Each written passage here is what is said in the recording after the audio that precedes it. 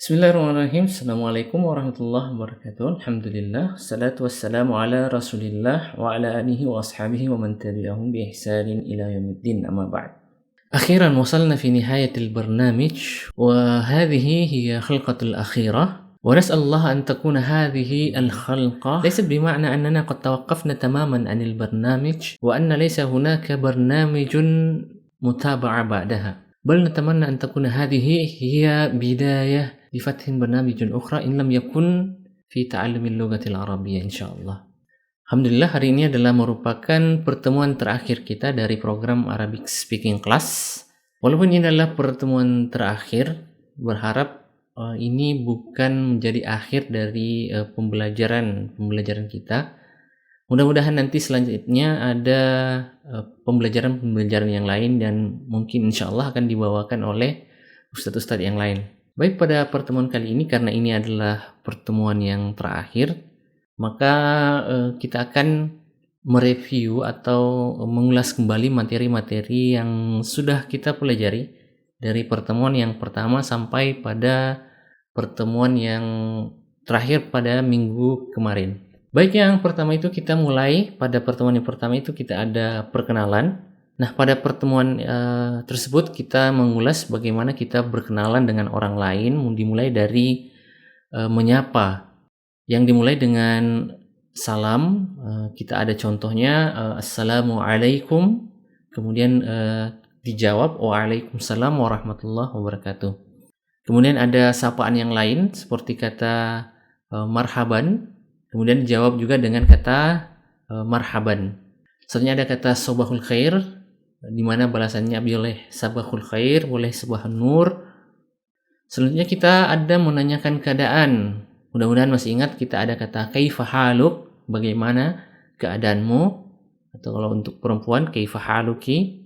Kemudian juga ada kata yang lain seperti mal akhbar, di mana jawabannya ada alhamdulillah bikhair atau bikhair alhamdulillah, atau banyak pilihan-pilihan yang lain yang sudah kita paparkan pada materi-materi kalau tidak salah pertemuan kedua. Selanjutnya kita ada menanyakan nama, masmuk. Selanjutnya juga kita ada menanyakan asal, min aina anta, menanyakan asal daerah atau asal negara. Selanjutnya kemarin juga kita ada menanyakan tempat tinggal, aina taskun. Kemudian kita juga ada materi tentang menanyakan pekerjaan, ma amaluka, ma wazifatuka, ma syughluk, dan penjelasan tentang kata-kata tanya dalam bahasa Arab, mulai dari ma apa, madza apa yang, kemudian kita ada kata kam berapa, kemudian ada kata aina di mana, dan ada juga kata mata ya. Kemarin kata tanya mata belum kita jelaskan, menanyakan tentang waktu ya. Mungkin ini kita jelaskan sedikit. Jadi kalau menanyakan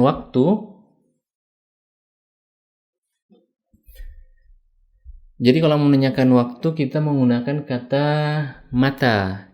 Artinya kapan. Ini jangan dibaca mata ya, mata. Ini agak panjang ya, ada sini. Misalnya kita bertanya, mata tadhhab ilal madrasah.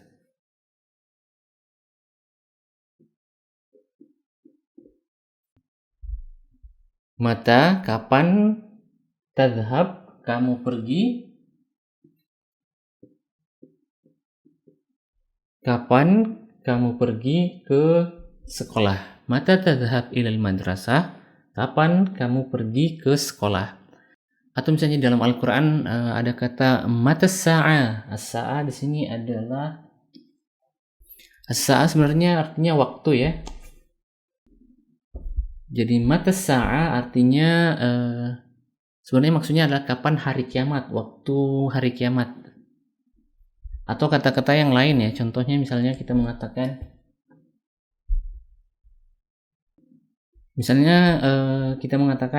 mata nusafiru ila Jakarta, kapan kita akan pergi ke Jakarta. Nusafir, kita pergi, ila, ke Jakarta. Contoh lain, misalnya saya mengatakan mata tastayqidhu minan naum.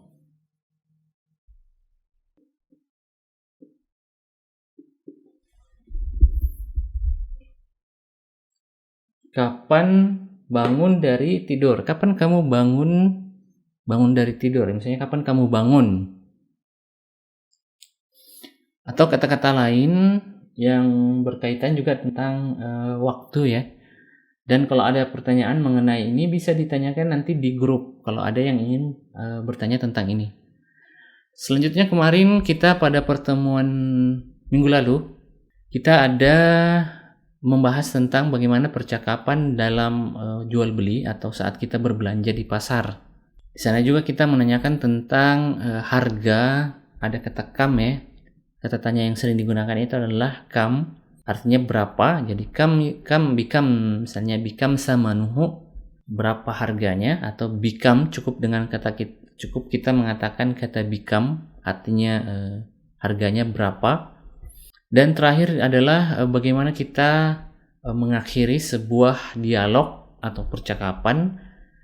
Bagaimana kita bisa mengatakan ilal liqa, sampai jumpa kembali, ma'assalamah.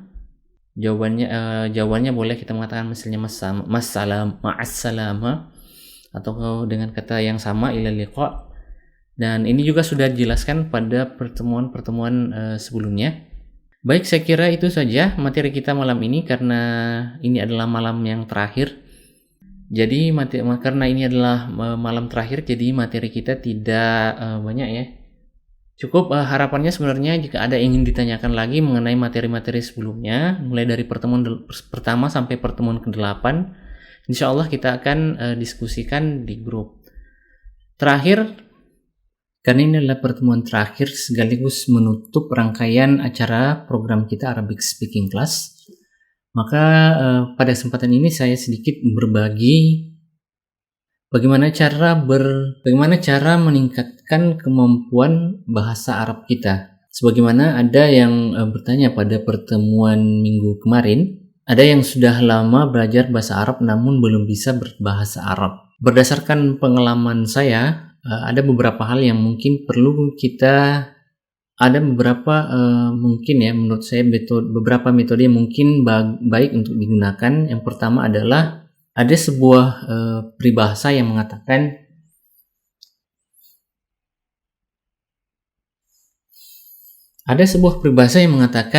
manjadda wajada.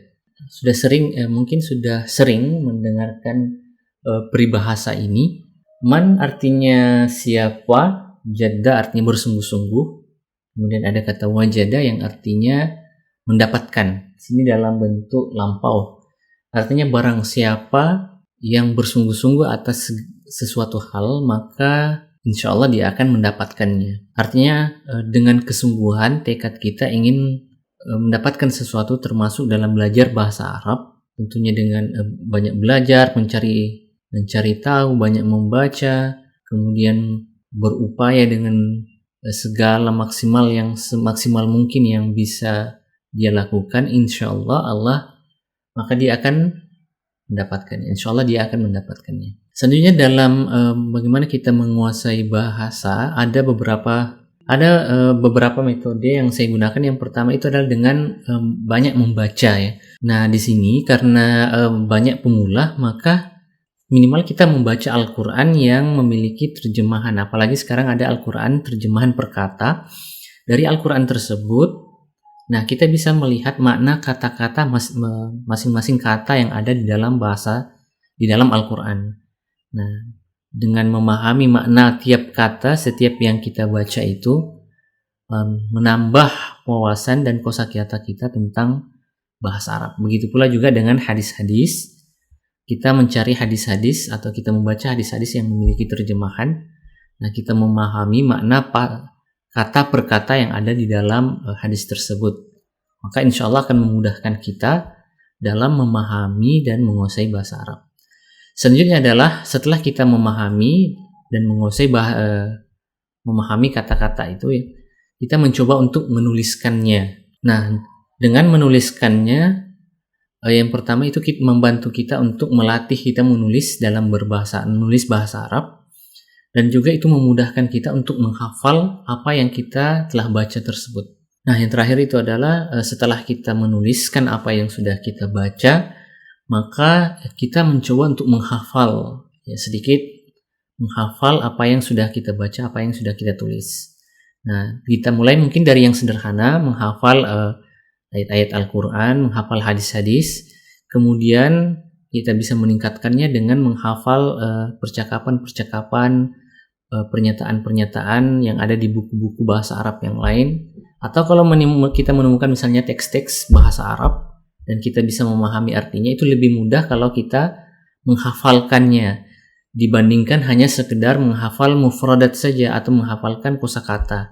Nah, kalau hanya sekedar menghafalkan kosakata, nah kekurangannya itu adalah kita tidak tahu bagaimana cara penggunaannya di dalam kalimat. Nah, sedangkan namanya bahasa itu adalah memiliki uslub atau cara menyampaikan uslub ya, atau cara menyampaikan sebuah ungkapan dalam bahasa Arab. Nah, itu dibutuhkan adalah sebuah kalimat yang lengkap. Nah, selain dari kita menghafalkan ungkapan yang ada dalam bahasa Arab, juga di dalamnya sudah terdapat kata-kata bahasa Arab. Jadi selain kita mengetahui cara bagaimana mengungkapkan sebuah pernyataan atau sebuah kalimat, juga kita sudah menghafalkan kata-kata yang ada di dalam kalimat tersebut. Dan yang terakhir tentunya kita senantiasa berlatih. Ya, kalau tidak ada teman untuk bercakap, kita bisa menjadikan diri kita itu, walaupun kita sendiri, kita seakan-akan menjadi dua orang. Bahkan ada sebagian orang yang berbicara di depan cermin. Nah, ini adalah juga salah satu metode dalam meningkatkan kemampuan kita dalam berbicara atau dalam berdialog atau berbicara dalam bahasa Arab. Bahkan ada juga teman dulu yang menyarankan agar bagaimana mencoba bisa berbicara dalam bahasa Arab dalam waktu 5 menit. Jadi setiap hari melatih diri untuk berbicara bahasa Arab seorang diri dalam jangka waktu 5 menit. Nah, ini itulah sedikit beberapa metode yang mudah-mudahan bisa membantu teman-teman yang ada di grup ini untuk bisa meningkatkan kemampuan bahasa Arabnya. Jadi sekali lagi, walaupun pertemuan kita singkat, hanya sekitar 2 bulan dan sekitar 9 kali pertemuan, namun mudah-mudahan apa yang telah kita pelajari tersebut setidaknya memiliki manfaat dan membantu semua yang ada di grup ini untuk senantiasa semangat kembali untuk belajar bahasa Arab. Walaupun bukan di sini, mungkin di tempat-tempat yang lain ada kursus-kursus lain yang dalam kursus-kursus lain dalam bahasa Arab. Tetap semangat, tetap belajar. Insya Allah dengan kita berupaya bersemangat cari jalan ya, kembali kepada peribahasanya, menceda wajada. Barang siapa yang bersungguh-sungguh, insya Allah dia akan berhasil mendapatkannya. Sekali lagi terima kasih, walaupun ini hanya sekedar pertemuan secara virtual atau online, namun mudah-mudahan suatu saat nanti kita akan bertemu di dunia nyata. Barakallahu fikum, ilal liqa, dan sampai jumpa di lain waktu. Assalamualaikum warahmatullahi wabarakatuh.